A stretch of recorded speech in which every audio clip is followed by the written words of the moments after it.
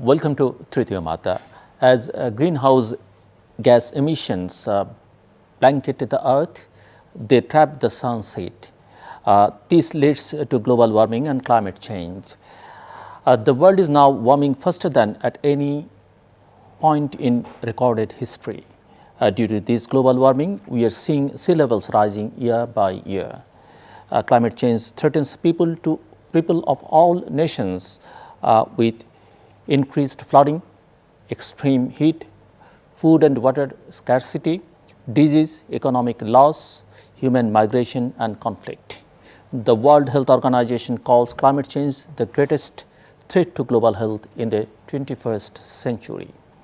Bangladesh is among the most at-risk countries in the world. The low-lying coastal areas of Bangladesh are especially at risk from rising sea levels and more frequent catastrophic weather events like cyclones. As a result of climate change, many people in Bangladesh have been forced to relocate, and those in poverty and other marginalized groups have suffered the most. The World Bank estimates that by 2050, climate change will be the primary cause of internal migration in Bangladesh, displacing as many as 13.3 million people. To discuss the ways the world is taking action against climate change, we have two guests with two unique perspectives. For the younger generation who will inherit the earth of tomorrow, the danger of climate change is even more profound and urgent. To understand the perspective of the youth, we have with us Abul Bashar Rahman, to my left, an economics student at the University of British Columbia, Canada, who has been bike riding across Bangladesh with a mission to amplify voices of resilience by capturing climate stories in order to tell the world how the global south deals with the challenges of climate change. On the other hand, we have with us Mr. Bradley Coates, Political and Public Affairs Counsellor for the High Commission of Canada in Bangladesh, to give us a perspective of the international community by discussing how the Government of Canada has undertaken its climate change mission and intricate relations of the global north and global south in combating climate change together. Gentlemen, welcome to the show. Mr. Bradley Coates, we are currently seeing an interplay between the developed nations of the global north and the developing nations of the global south regarding climate justice. It is claimed that the global north became developed through unrestrained fossil fuel extraction and greenhouse gas emissions. However, this is no longer a realistic option for the newly developing nations in the global south due to international pressure to create generous economies. It is also seen that the poorer nations of the global south are usually the most vulnerable to the effects of climate change. In light of this, do you believe that the nations of the global north have a moral obligation to spend their taxpayer money attempting to solve the climate crisis of the global south? So thank you so much for having Bashar and I on today. I just start by noting that we're speaking to you on World Environment Day. And so it's the perfect day to be having such an important conversation between us all. You're absolutely right that countries developed in different eras, in different times, and in completely different contexts. And you're right, it's a different reality for developing countries today in the way that they can develop their economies. Mm-hmm. Very few environmental issues, though, exist for which we can find a cause and solution strictly within our own country's borders. Canada and Bangladesh are both experiencing climate change in very different ways. You're of course correct that the countries identified as most vulnerable to the effects of climate change are developing countries. Developing countries often, but not always, and Bangladesh is an exception in this case, have less ability to cope with climate disasters and are often afflicted by recurring catastrophes. A 2021 UN Global Climate Risk Index identified countries such as Haiti, Philippines, and Pakistan as places that have recurring climate crises again and again belonging to the developing world. I think that it's interrelated nature of these climate crises that means that we all need to collaborate in any way that we possibly can. Canada's new ambassador for climate change said that we all share the same Yeah. atmosphere and there's no planet B. And when I was here working in Bangladesh in 2019, we had our at that time, our that point, ambassador for climate change visit us here, and she was blown away by the breadth and depth of work that was going on in Bangladesh on climate change file. Canada and our international partners are committed to providing $100 billion per year in climate finance. And we released the Climate Finance Delivery Plan Progress Report at the recent COP27. We're steadfast in our commitment to reach that goal as soon as possible. For our part, for Canada's part, we've committed more than $5 billion to international climate finance, supporting a wide range of programs and initiatives in developing countries that help developing countries mitigate and build resilience to climate change, deploy clean energy technology, and manage natural resources sustainably. Here in Bangladesh in particular, Canada is spending $100 million over 3 years on a project called Scaling Up Investments in Climate Resilience, which is run by the Global Center for Adaptation. And our new Indo-Pacific strategy, which was unveiled last November, specifically mentions climate change mitigation and adaptation as key Canadian priorities throughout the region. Great. And Brad, as you know, Bangladesh has been the chair of the Climate Vulnerable Forum twice. And what is your opinion of the role of Bangladesh in advocating for climate action worldwide? Bangladesh plays such a vital role in advocating for climate action. Climate change is a particular interest, it's a priority, and it's a strength here in Bangladesh. When we found out that we were going to be posted here, my kids watched videos on YouTube of traffic and said, no way, we can't go live there. How old they are? They are 14 and 12 this week. So they'll be they're 14 and 12 right now. My wife, however, went online and started reading about community initiatives and the role of civil society organizations in sort of creating resilience to climate change, and in particular in the role of local leadership in reducing mortality from cyclones after the Bola cyclone, and was blown away by the work that communities across Bangladesh were doing to prepare and mitigate the effects of climate disasters on their populations. So in that area, in climate change adaptation and mitigation, Bangladesh is a true leader in many important ways. As a climate vulnerable country, it's vital that Bangladesh plays a large role, an important role in advocating for climate change action worldwide. We saw that important role in the recent COP discussions. Bangladesh is not only a country affected by climate change, in a passive way, it plays that leadership role. And it doesn't just come from government. It's not just that the government provides leadership. It's people like Bashar raising the profile of climate change worldwide. They're key parts of that leadership as well. He, Bashar, is remarkably well placed to help share the stories of Bangladeshis impacted by climate change with youth around the world, in particular with Canadian youth. People-to-people ties, one of the strong points of Canada's relationship with Bangladesh, aren't just the cornerstone of our relationship, and they're not just having a large and successful diaspora population that lives in Canada. It's about having people that bridge the distances between our countries and that talk about the hopes and dreams, the fears and realities of people in both of our countries, right? And that is, again, where people like Bashar come in and bridge that gap and create those links between our two countries. And that is, again, Bangladeshi leadership in climate change. And finally, it's vital that Bangladesh and other climate-affected countries play leadership roles since they know and understand what it is they need and want to deal with those climate change, with the imperatives of climate change. And this is, again, why we're so glad to have people like Bashar telling Bangladeshi stories with the world. For all that I have learned about Bangladesh, for all the things I love about Bangladesh, that's not my story to share with Canada. And I don't have the perspective to share what Bangladeshis understand about climate change. And so that's his role in this instance, right? Just perhaps maybe only in this instance in particular, his role is to share those stories and translate them and tell them to people outside of Bangladesh. Bashar, indeed, we are proud of you, like Brad as well, and you are doing a great job. You finished high school in Bangladesh and received the prestigious Karen McLellan International Leader of Tomorrow scholarship in pursuing your bachelor's degree in international economics.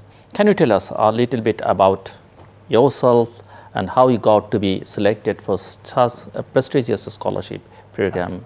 So tell us your story. Thank you for having me and Brad here, first of all.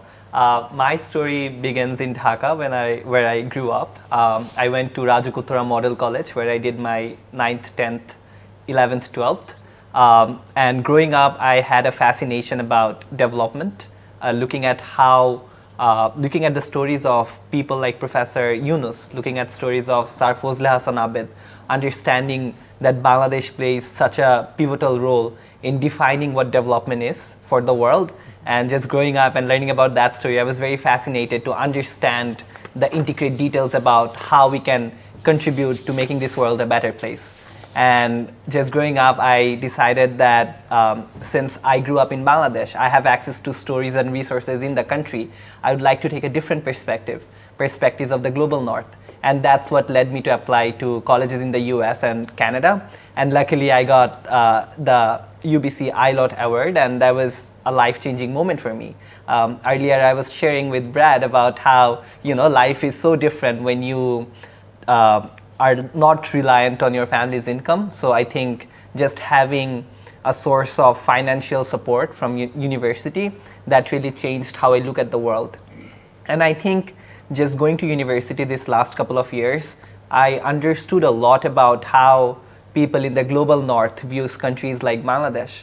And I think if you look at the history of Bangladesh, the history of colonization, the history of industrialization that followed, we are a remarkable and resilient nation. We have gone through a lot of things. However, we still decide not to give up hope. And as Sir Fazle Hasan Abed said, that hope is everything. And I think just recognizing that powerful notion of hope within myself and the fellow countrymen in Bangladesh, I decided to embark on this journey and to cover that, because I think dealing with a crisis, dealing with the climate crisis, it's very important to have hope.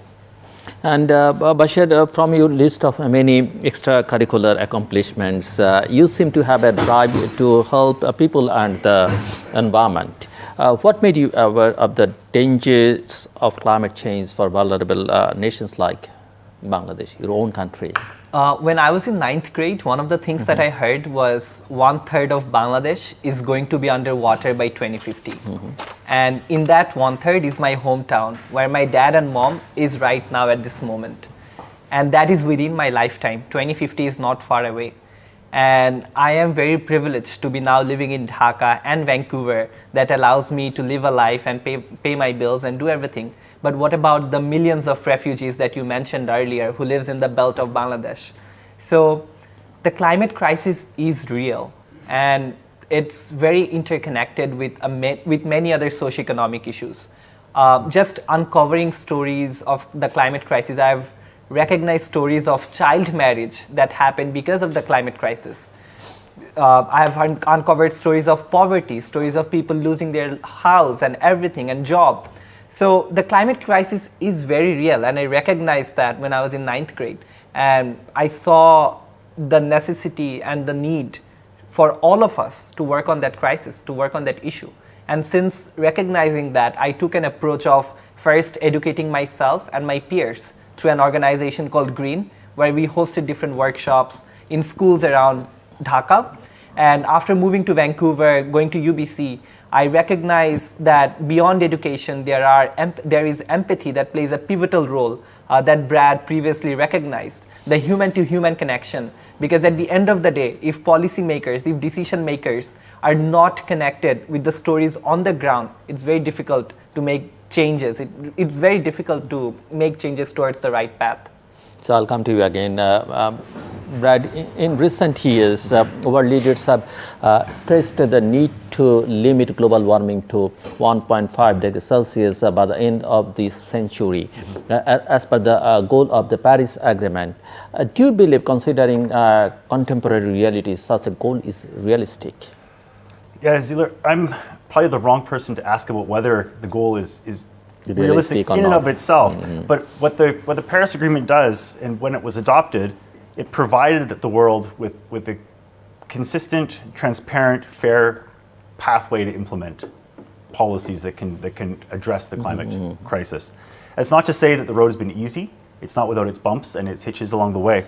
But the Paris Agreement provides frameworks for countries to raise their ambitions, to ask more of themselves. And Canada is continuing to do that through both domestic and international action. And from a Canadian perspective, just to look I'm a historian by trade, so I have to look backwards more, perhaps more regularly than I should. We've seen the benefits of international cooperation on an environmental issue before, from the 1980s when Canada and the United States collaborated to address the acid rain crisis. Now, it was a series of policy changes in the United States that addressed an environmental crisis that was impacting largely Canada more than the United States, but it was through the collaboration that they were able to first address the policy and then reverse the damages that the acid rain was causing. And so that provides a bit of context for the importance of that collaboration going forward. And according to the official statement, the government of Canada is committed to achieving net zero emission by 2050. How far along has progress been made in this regard? And do you think that such a large time span may be a bit too late to keep the 1.5 degrees Celsius target? Yeah, Canada's average temperatures are rising at twice the global average. And if you look at the northern parts of Canada, where my father's from, they're rising 3 times faster than the global average. So, and that's leaving out the anecdotal stories about how much tougher winter was when I was young and how much colder it was to walk to school when I was young compared to my kids. So taking steps to reduce emissions is going to be one of the most important undertakings in Canada's history. The plan you mentioned that aims for net zero emissions by 2050 includes $9.1 billion in new investments in economy-wide measures such as carbon pricing, clean fuels.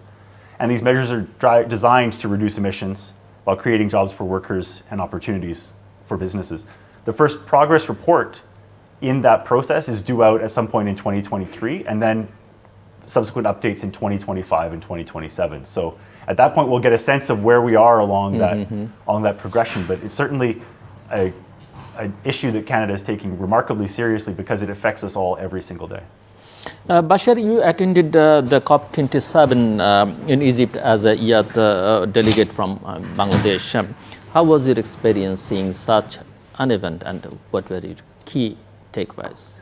I was very delighted to attend COP27 when I got selected from my university to attend.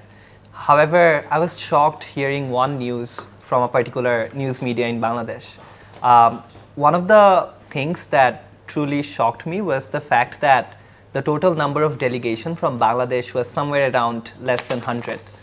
A subset of the delegation from a province in Canada was 80. So you can see the disparity between representation from countries like Bangladesh and countries like Canada. And to be honest, that's very unfair and that's very problematic. I was there as a delegate from Bangladesh, but I was part of the Canadian delegation. I was lucky enough to be selected and cover and follow the COP from a Bangladeshi perspective. But if you look at how these conferences are designed, it really makes it inaccessible for representation from the global south. And that affects policy, that affects finances. The $100 billion Green Climate Fund that Brad was earlier talking about will be distributed based on conversations in those conferences, in those places. But if we don't have delegates from Bangladesh, that's just not going to happen.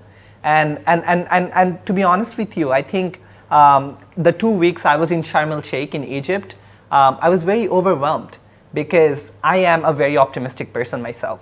But when I hear people converse about climate change, and when I see the representation there, it's not the people who are at the face of the climate impact. These are people who are living in Dhaka, even for representation in Bangladesh. Or these are people who are always in air-conditioned rooms, who are not facing the impacts of the 3 times temperature increase that Brad mentioned earlier in Canada.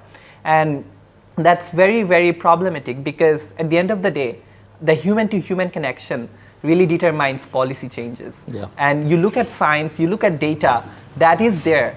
But we have had the data for decades, but change is only coming in the last few years. And that is because of more representation from the global south. So to summarize my answer, I think I was happy and excited in the beginning, But as I attended the conference, I think I was a little sad to see a lack of representation and from Bangladesh. a bit frustrated. And a lot frustrated, yeah.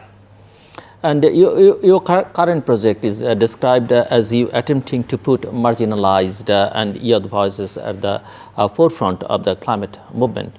In order to do this, you have cycled from Tetulia to Teknaf and documented stories that were previously untold, unseen, and unheard. How has your experience been so far in attempting this project? So just to give you a context about why I started this initiative, it began right after me attending COP27. I felt very out of place. Growing up in Dhaka, I think that I am not the one who's at the forefront of its impact. And now that I was living in Vancouver, it also bothered me that the stories of marginalized people who are suffering 10 times more than I am, or 20 times more than other representatives at COP, was not there. And I think stories are important, and stories define how people are living. So I decided to learn what Bangladesh is facing in the climate crisis, what Bangladeshis are thinking about the climate crisis. And that led me to embark on that cycling ride. And as I uncovered and decided more about and planned more about what I want to work on, I connected with my peers back in Dhaka. And surprisingly, a lot of people are frustrated with this crisis. They are very well aware. They know that the temperature is rising. They know that people are cutting down trees on the road, and the increasing heat island effect, urban heat island effect, and also the salinity in the coastal region. But they just don't know what to do with that, because at the end of the day, when you look at the causes of climate change, it's not like their fault. They don't have anything they can do. But it's the fault of the policymakers. It's the fault of the global decision-making boards that decide what the world's going to do next. So I think the stories I've uncovered has mostly been that shared frustration that temperature is increasing. I was in Tetulia a few weeks back, and I was in Teknaf a few weeks back, and some of the stories I've uncovered is a group of female forest rangers who are out there protecting a forest because that's the only source of clean water for them. Imagine not having access to clean and drinking water. That is such a basic human need. But these women who are there protecting the forest, who are spending hours out in the sun, just walking around the forest to ensure that deforestation doesn't take place, shouldn't go through that lifestyle, shouldn't have to do that. But they're doing it because that's their basic need that they're protecting. And I think it's very important that we ensure that these protectors, these marginalized people, have more resources to do what they're doing, to scale what they're doing. And I think that's where people like myself and many of my friends comes in as catalysts who become a bridge in amplifying what they're doing, in amplifying their stories and how they can do more. Thank you, thank you. Brad, at COP15 in 2009, developed countries committed to a collective goal of mobilizing USD 100 billion per year for climate action in developing countries. Since then, there have been numerous reports that climate finance for small, vulnerable and low-income countries remains low. Small island developing states received just 2% of total climate finance between 2016 and 2020.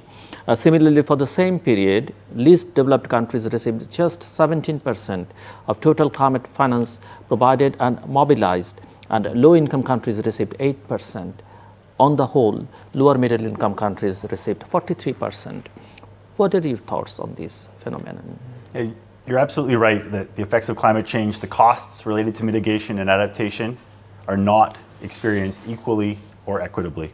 Vulnerable populations around the world, including small developing island states and countries among the least developed countries, will be affected disproportionately by climate change. Canada's initial commitment of $2.65 billion to provide support to developing countries to reduce emissions and build resilience has since been doubled to $5.3 billion over 5 years until 2026.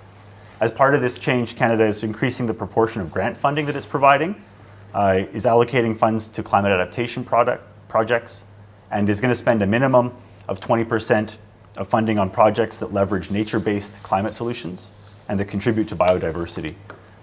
Perhaps some of those combating like the urban heat island, things that Bashar was just mentioning.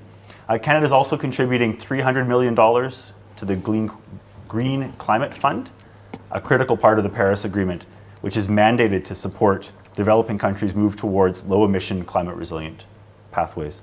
And then, as Bashar mentioned, engagement between the two countries is such a vital part of the fight against climate change. And that's where people like Bashar come in, starting dialogue between people that are affected and people that might not experience those effects or see those effects. Sort of bringing those stories to people, to the larger COP delegations, and then they bring those stories out. Bringing those stories to people who are part of the decision making, or who sit at the table to make decisions and share those kind of those thoughts.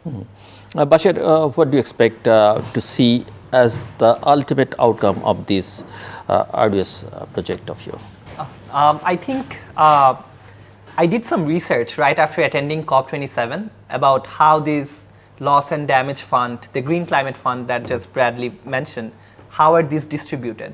And I spoke with folks from the World Bank, I spoke with folks from GEF, Global Environment Facility, from GCF, Green Climate Fund.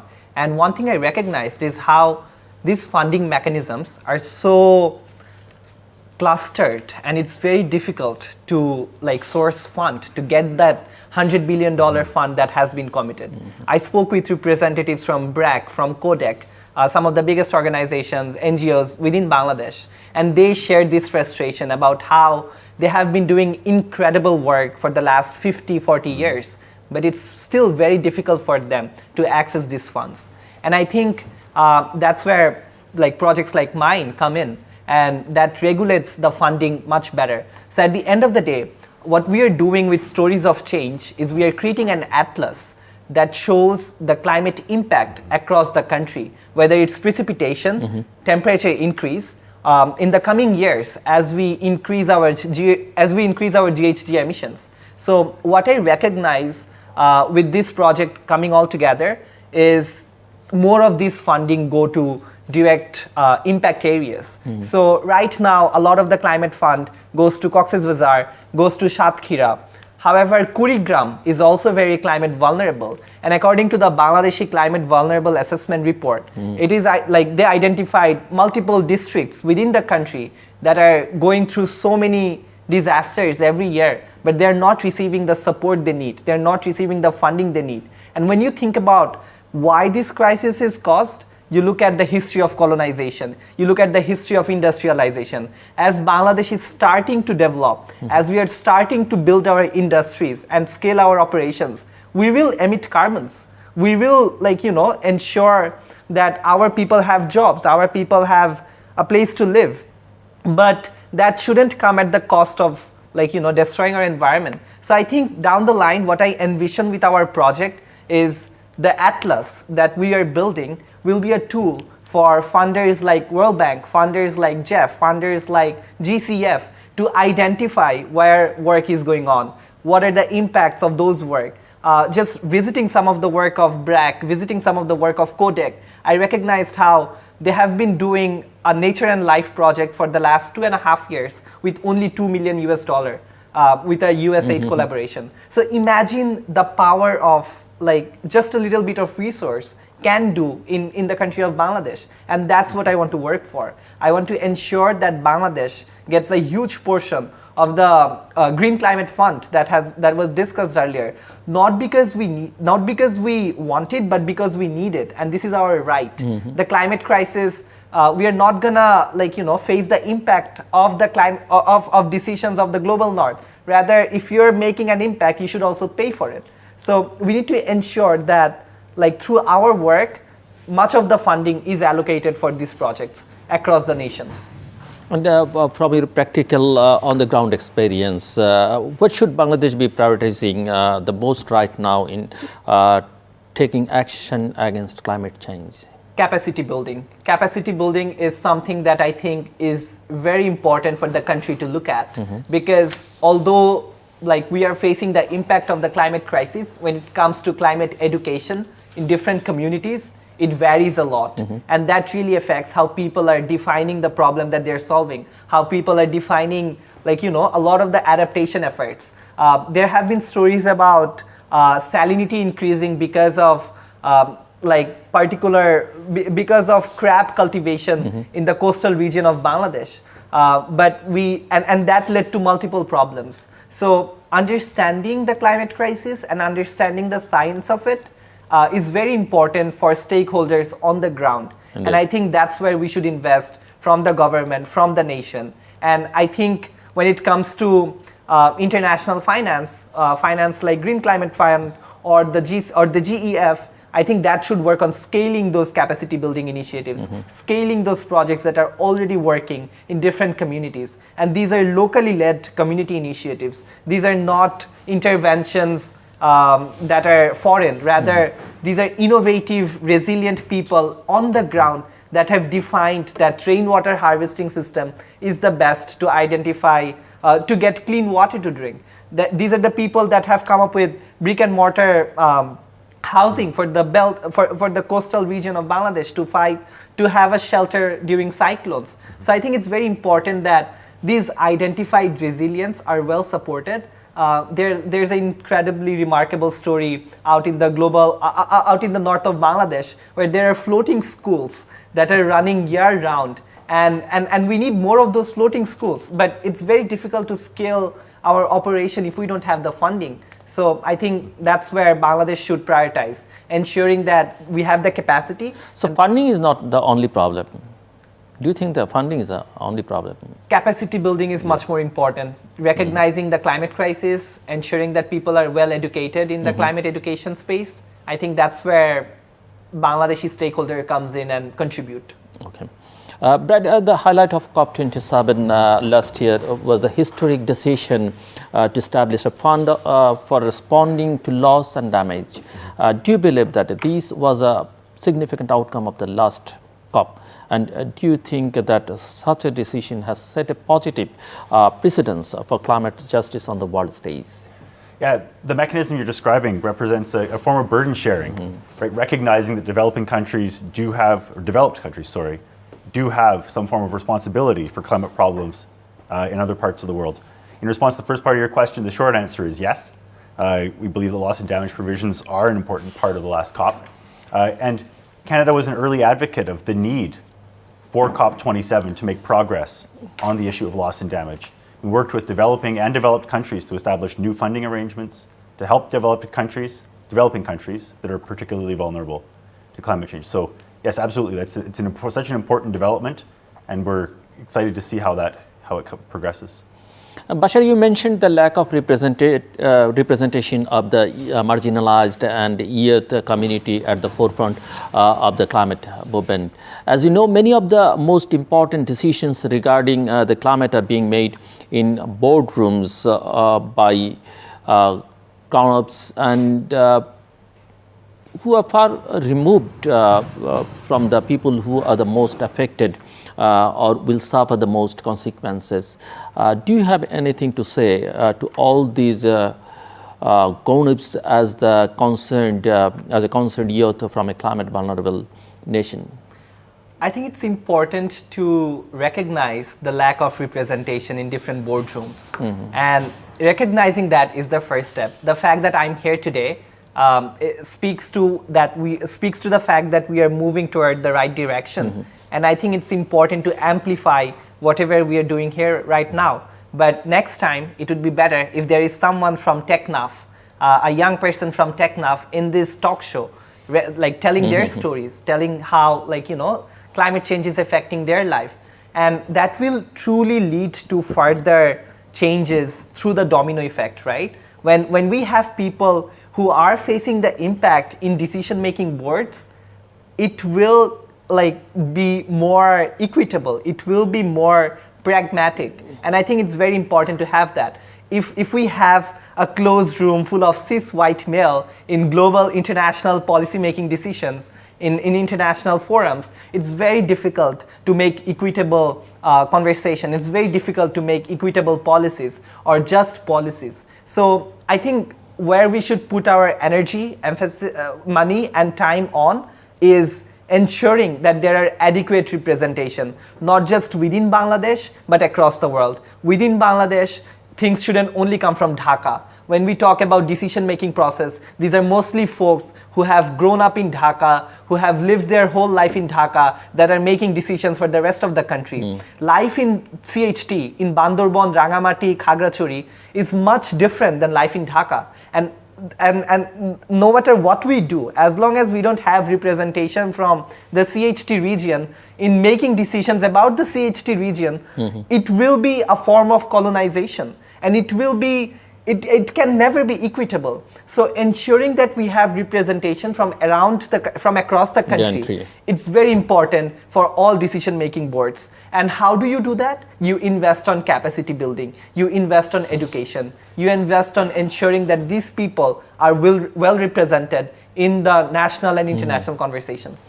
And there is a lot of pessimism in the mind of modern youth regarding the notion of climate justice and the future of the world. Do you have any advice for all the young people who feel powerless to change a world which is becoming increasingly inhospitable? I think people are very receptive to change because the climate crisis is affecting everyone. Some of the people who are now in the decision-making boards might not live until 2050, when 1/3 of Bangladesh is projected to go underwater, but they're facing the impact today. They're facing the impact right now at this moment. If you look at Dhaka, the temperature increase over the last few years has been so difficult to live life like in this city, to live a life in this city. And I think more and more people are welcoming change. More and more people are, like, working on the good side. And it's very important to highlight that. It's very important to recognize that, because at the end of the day, it's either we have hope to ensure that we are doing the right things, or we are hopeless and not do anything at all. And this is our planet, and we don't have a plan B. And even if we did, it's more difficult to have an equitable plan B. So while we have this option to live on this planet, to ensure that we do the work that is needed, it's very important that we are hopeful, that we are looking at the bright side, that we are doing the things we need to do, and we are highlighting that in a very equitable, just, and proper manner across the board. Bashar has indicated that there is a lack of youth voices at the forefront of the climate movement. So, Mr. Bradley Coates, how do you see the role of the youth in combating climate change? Youth are vital in in raising awareness about climate change, in leading the fight against climate change. I believe every generation has at least one critical issue where there's a definite break between the parents and the children, where there's a definite break in how each different generation understands a particular issue. And sometimes it's after the fact, and you realize your parents are dinosaurs and they believed things that are it's crazy to think what someone thought 50 years ago today. And part of me feels like climate change and the climate crisis might be that defining issue for the younger generation coming along behind us. So my daughter Katie, who's around the same age as your daughter, she already has asked me why it is that adults today are the ones making decisions about the world that she has to live in 20 years, in 30 years, and in 50 years. I mean, you may have already been asked the same thing as well, and those are not always the most, the most pleasant conversations to have. Our daughters are 4 or 5 years away from being able to vote, to having a voice in the political process on that, and yet they're the ones that know that this is the world they're going to live in. And I think that in so many ways they do have a different understanding of the climate crisis than we do, and that's a great thing. It's a really good thing. The good thing about the role that youth are playing is we have people like Bashar in such amazing positions, leading change, leading discussions, bridging gaps between our countries. And youth today are linked together in ways that you and I couldn't have understood when we were younger. And that's why projects like Bashar's are so valuable. I turned on Canadian news to get a quick update about Cyclone Mocha, and right after it had hit ground, who do I see on TV? But Bashar, Yeah. speaking from I believe it was Chittagong, talking on Canadian news, again, telling the story of what he was seeing and the way people in Bangladesh are experiencing this back to Canada on a computer in real time. And that's phenomenal. Yeah, of right? course. That is the kind of change that we need to see take place. And so I think I share Bashar's optimism that the youth of today are thinking about this in a fundamentally different way than the older generation. I think that's a really positive thing. And you know, Canadians might know that Bangladesh is a climate vulnerable country. They may not know the extent of the risk here, but they also may not know the so many amazing ways in which Bangladeshis are resilient and taking action at a grassroots level to mitigate the risks of climate change. And that's where, again, projects like Bashar's come in to share those stories back. I come back to this, to my wife reading about female organization in cyclone warning systems. It just, the grassroots organization and the way that the grassroots groups take action in this country is really phenomenal and really exciting and interesting to see. And I'm really motivated and excited to see what Bashar produces out of his travels and out of the stories that he's able to share with us. We all are looking for it, yeah. Absolutely. And Bashar, keep up the good work, and we are almost at the end of the show. So would you like to add anything else? I would just like to say what I just said earlier, that youth are actually working on the ground. When I came up with this idea about documenting stories of Bangladesh, I reached out to my closest friends here in Dhaka.